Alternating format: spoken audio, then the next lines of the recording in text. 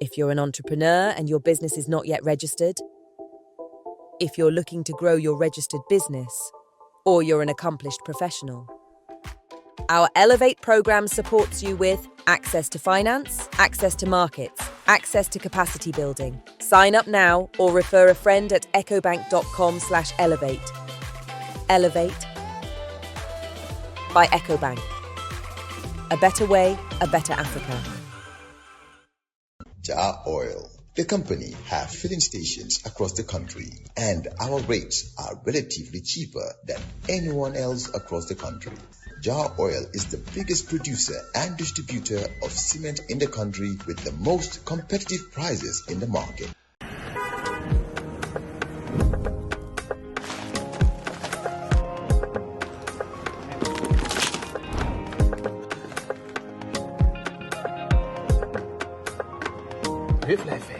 Santa yàlla.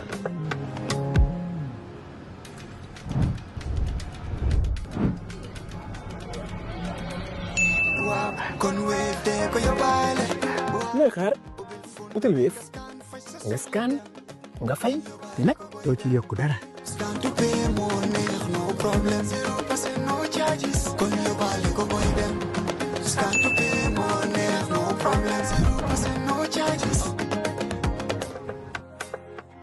Tuesday, the 25th of August 2026. You're with Coffee Time with Peter Gomez. We're having a long conversation with the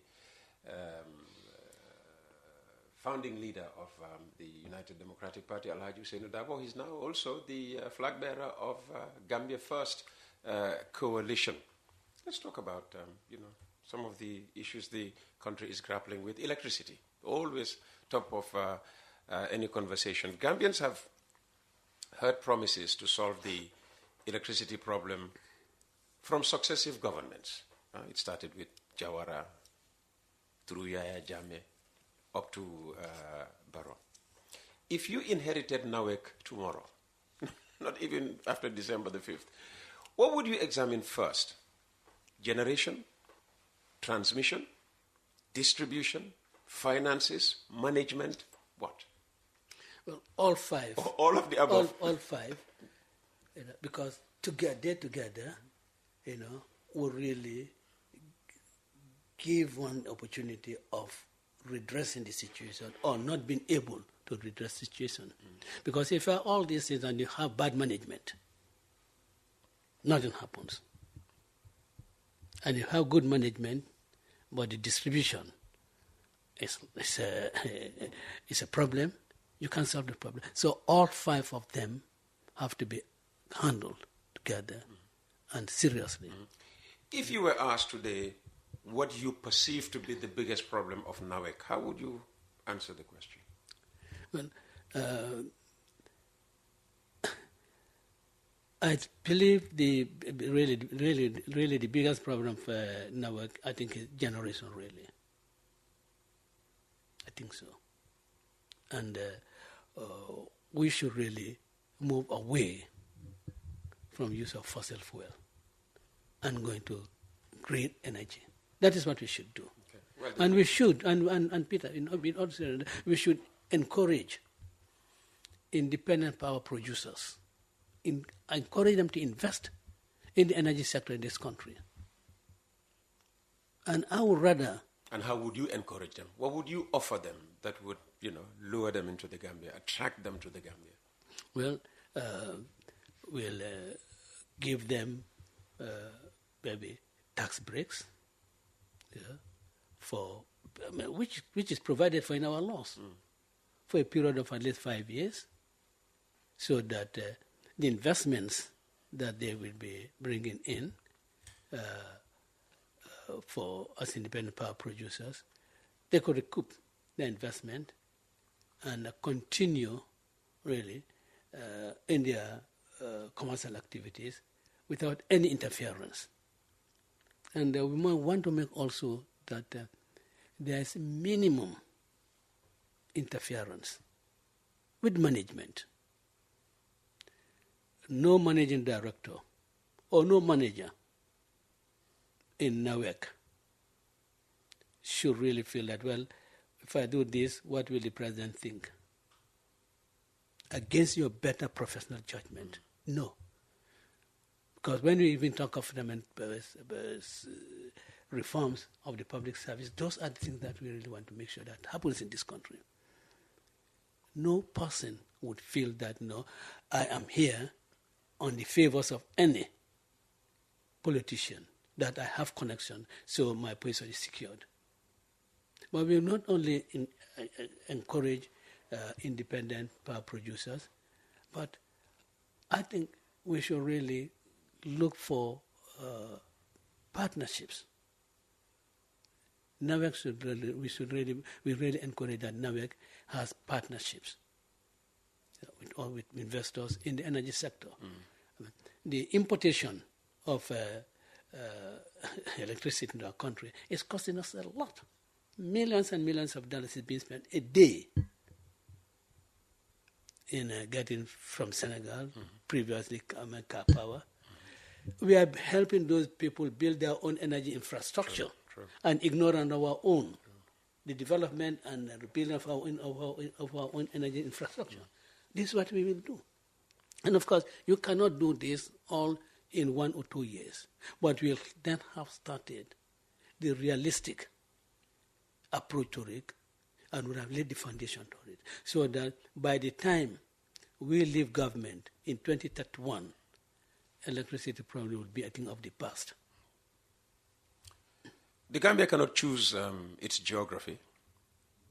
You mentioned Senegal, importation of electricity from Senegal. Senegal surrounds us on 3 sides and is unquestionably an essential economic and security partner. But you know what happened recently between the 2 countries. Where do you draw the line between maintaining good relations with Senegal and defending Gambian national interest? Well, for Peter, both of them go together. We have to maintain good relationship with Senegal. In fact, for me, Gambia, Senegal should be top on our foreign policy priorities. And I hope Senegal also believes that Gambia should be top on their foreign policy priorities. But that said, our territorial integrity cannot be compromised. What we have as the geographical boundaries of the Gambia, and we want Senegal, I wouldn't say any country, but we want Senegal to really respect that. And I'm sure in the spirit of cooperation, they'll definitely respect the territorial boundaries. And let's zero in on the problem. We hope that nothing happens that will make Senegal do anything other than that. Recent border and farming issues have caused anxiety among Gambian communities. I'm sure you know that. What, in your view, has the current government handled well, and what has it not handled well, about the issue? Well, I think the government has approached the matter with maturity. That is what is expected. You don't resort to retaliatory Tit for tat. Actions, which can be counterproductive. And I believe that President Adama Barrow, has really done what I expect of him in this type of situations, and we encourage him to really handle this type of sensitive issues in the same way. Of course, not compromising our territorial integrity.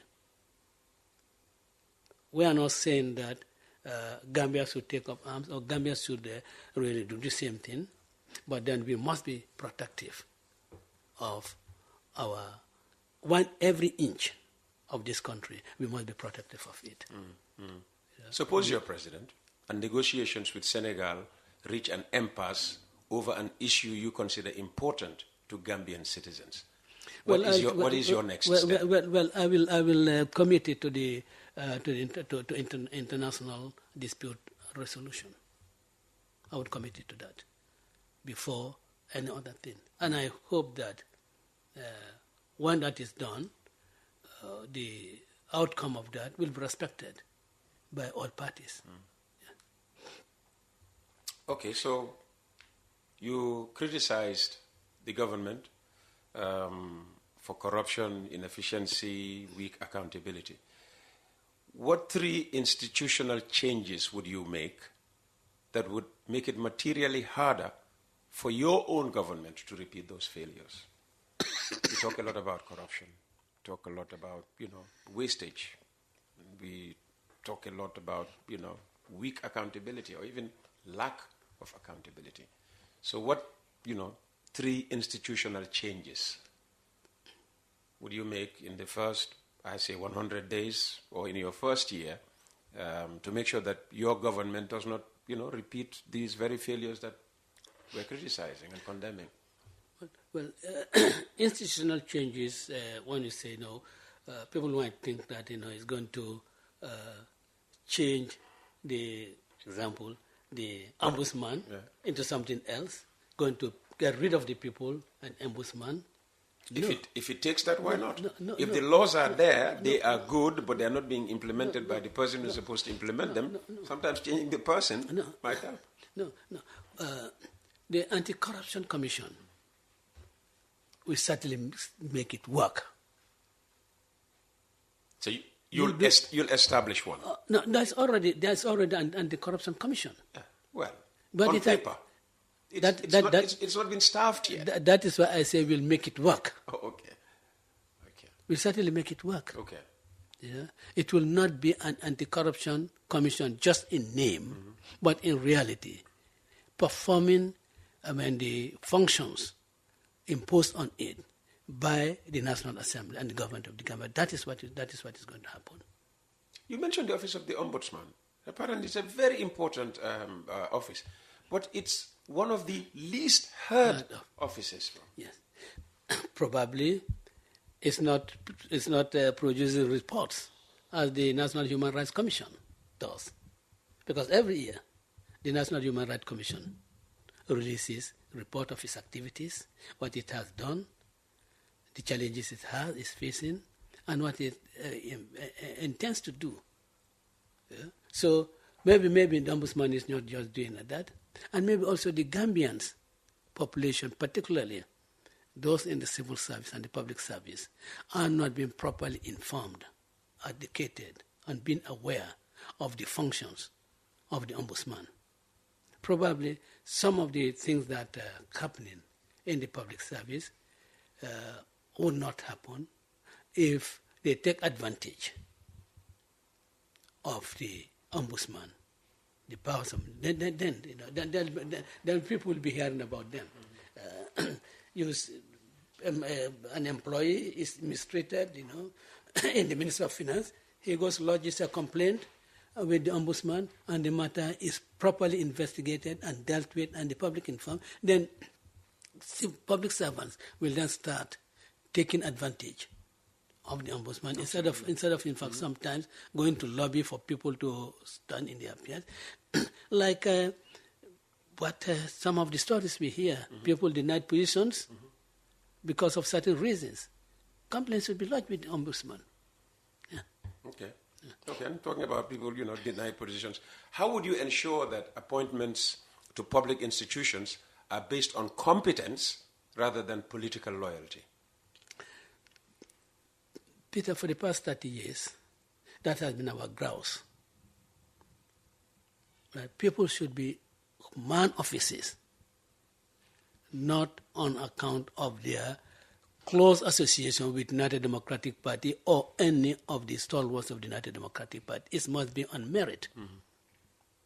After all, if you allow political considerations to affect influence appointments into the public service, then you are creating a mediocratic government, which I don't think any president, particularly someone like Hussein Darboe, would want to have that as its legacy. A failed government, no. It's 21 minutes past 10 o'clock. I vowed this time that I wouldn't keep you here for 2 hours, so I'll just keep you here for another 9 minutes. But I want to use the 9 minutes to maybe bring you some reaction from the people who are listening. IPP in electricity generation has been introduced since Jammeh era. The Basel generators at Brikama, wind power at Bato, Kunku, and the others. So what will you bring in new? Well, we all know the history of the Bazi generators and so forth. And I don't know who is saying that, but there has been, that there has been a lot of political interference with that. After all, whether we did have the proper generating machines or not is another thing. One time when some generators were brought in, and I told Gambian people that these generators are older than my mother. Yes, we remember that. Yeah, they were older than my mother. We remember that. So there was no serious attempts being made to really address this situation. We do things for the ambience of it, escorting generators to Brikama and promising Gambian people that electricity problem is a thing of the past now. So have we been told now? Same thing. So there is no serious effort being made to really address these issues. And when we talk of IPP, it's going to be IPP that will function properly so that we can really generate energy for ourselves. Okay. What is your specific economic plan to address the rising cost of living and affordability crisis facing ordinary Gambians? Well, our plans really is to make sure that our exports, particularly in the ground industry, is maximized. And as I said, we want to take charge of our marine resources.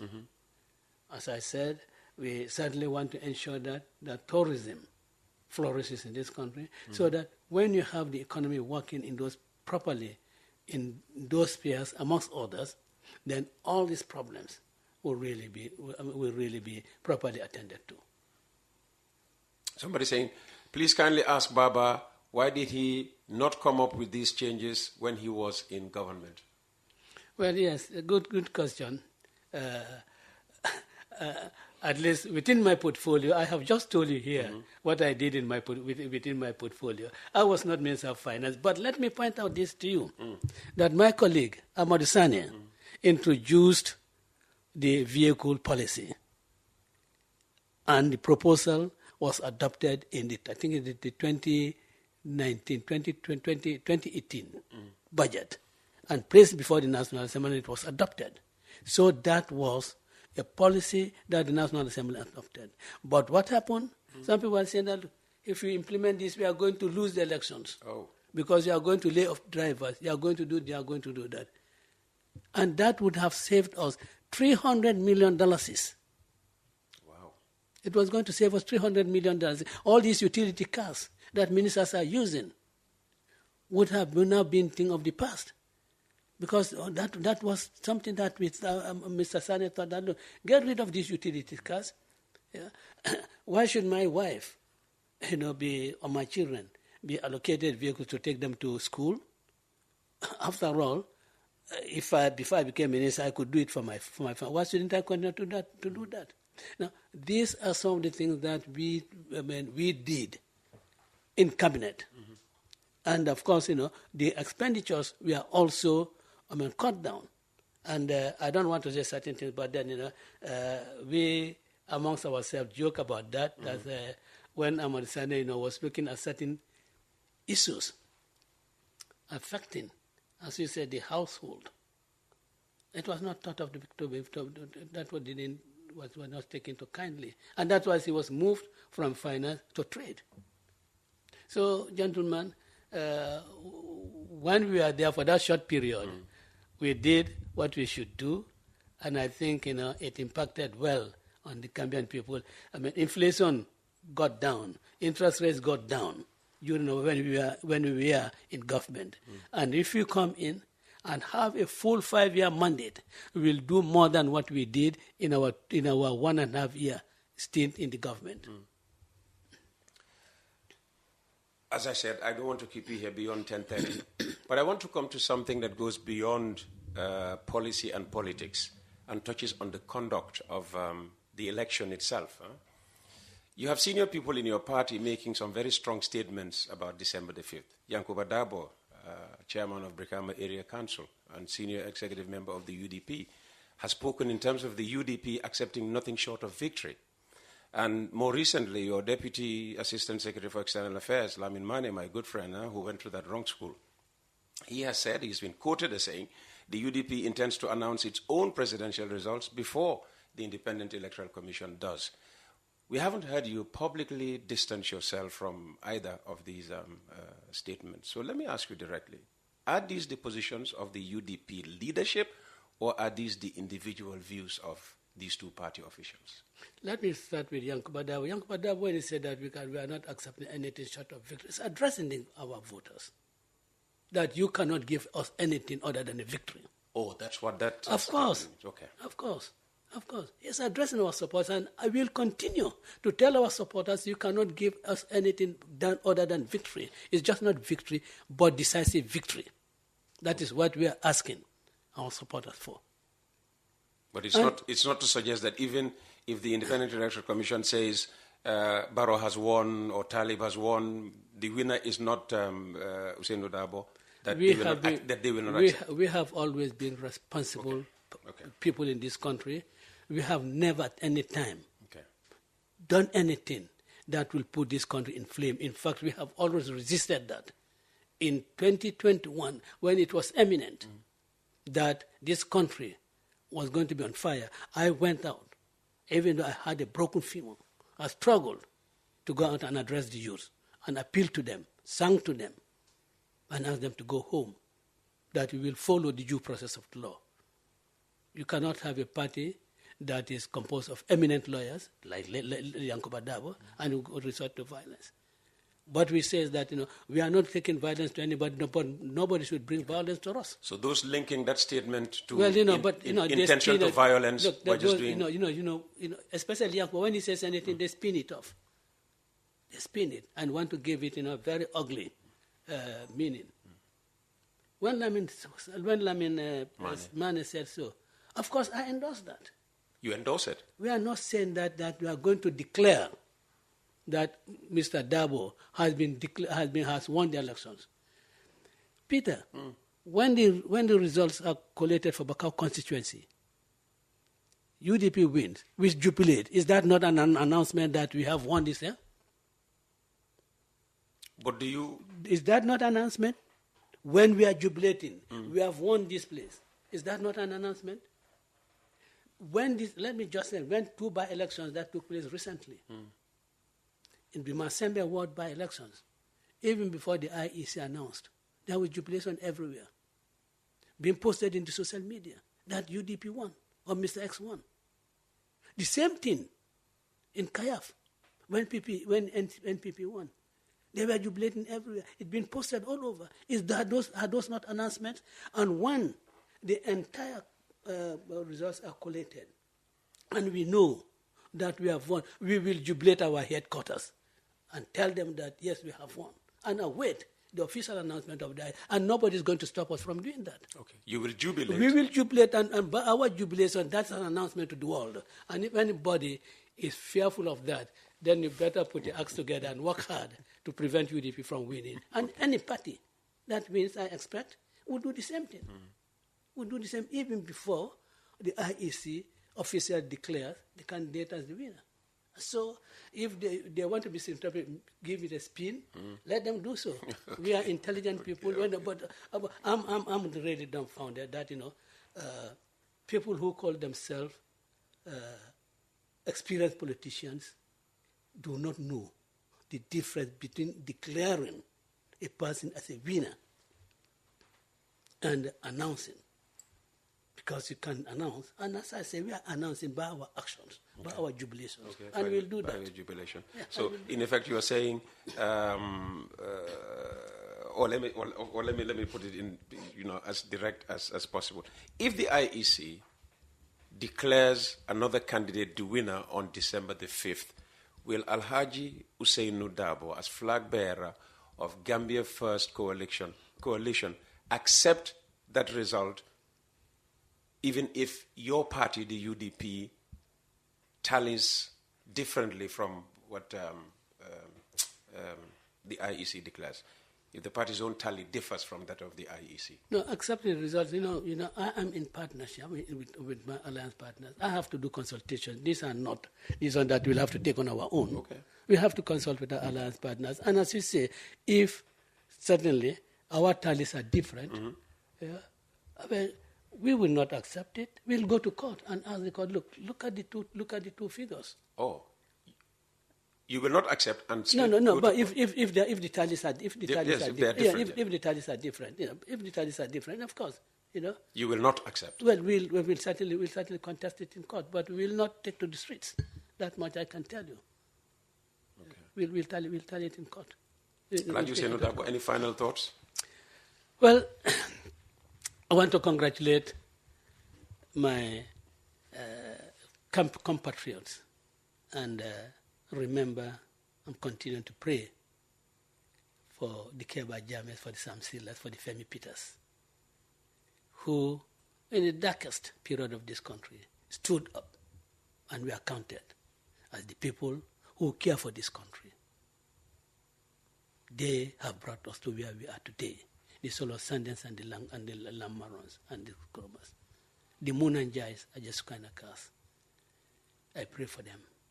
And those who are around today, Kemes and James, the Sekou Makalos, the Ibumanes and Amadou Tals, I congratulate them for giving all to the Gambia.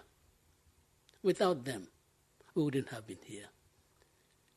I say with pride that we have a proliferation of political parties, good for our democracy. Because of the sacrifices, people like Amadou Tal, Ibu Manneh, they could have chosen to go abroad, or they could have chosen to take consultancy services and just keep quiet for their own comfort and their family's comfort. But no, they gave their backs to all these conveniences, but their conviction, they hold on to very strongly. I congratulate them and congratulate the entire membership of the United Democratic Party for being so resilient that no intimidation, no inducement, nothing could make them abandon their belief in the United Democratic Party. And I'm really honored that in me they trust to lead this party. And in me they trust to lead this country. And the young Gambians who do not know the United Democratic Party, I will let them know that today, what they have been able to do on their internet, all these things they do, claim of freedom and so forth, UDP sacrificed for it. And I do not want to really demean or in any way discount the contributions of my son, President Adama Barrow, because he was part of us, he was part of the struggle. I do not want to really, this 30-year celebration, he did contribute to it. He did? Of course, he was in the executive, and we were part of it. Parting ways doesn't mean that history should not be properly written. Absolutely. And correctly written. Those who want to distort history and want to write the history of the United Democratic Party to suit themselves, we are not allowing that. But then every one of them, we say thank you. And thank you for being of service to our country, the Gambia. For without all of us working together, we wouldn't have brought this country to what it is today. The freedom that we are proud of, that we are enjoying, has been through our joint collaboration and our joint efforts. But then, what we fought for, we still have not yet got. As I told you, the goalpost, we see the goalpost, but sometimes our view is a little bit hazy. So we really want to see the goalpost and reach it. And the 5th of December, I think you young people of the Gambia, this is your opportunity to a Gambia that you want. Always say, new swing Gambia, Gambia. The opportunity you have is on the 5th of December. On the 5th of December, if you took the wrong decision of returning to power this corrupt, inefficient government, this insensitive government, this government that is not addressing your needs, this government that is not giving proper attention to the old man who is suffering from kidney failures. You do not have dialysis machines in Basse.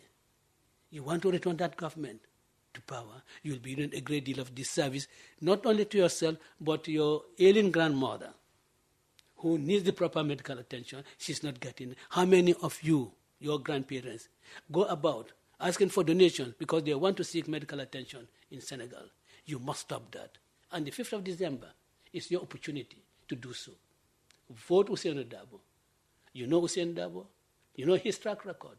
Very consistent, very resilient. He has never at any time disappointed you Gambians. He has never at any time betrayed the cause in which you believe. So vote for us so that you'll have a government that you want, and 5 years after, we'll hand over to you, the younger people, and say, do it your own. We'll sit behind, like Nelson Mandela did in South Africa, and watch you. Thank you very much. Thank you, Alhaji Ousainou. And happy Maulud holiday tomorrow. Thank you very much. Right. If you're an entrepreneur and your business is not yet registered, if you're looking to grow your registered business, or you're an accomplished professional, our Elevate program supports you with access to finance, access to markets, access to capacity building. Sign up now or refer a friend at ecobank.com/elevate. Elevate by EcoBank. A better way, a better Africa. Jar Oil. The company have filling stations across the country, and our rates are relatively cheaper than anyone else across the country. Jar Oil is the biggest producer and distributor of cement in the country with the most competitive prices in the market.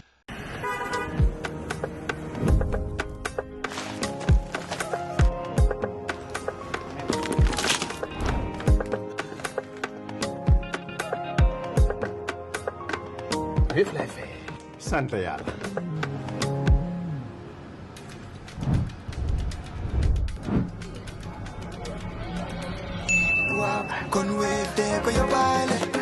looy xaar utal Wave nga scan nga fay te nag doo ci yokku dara.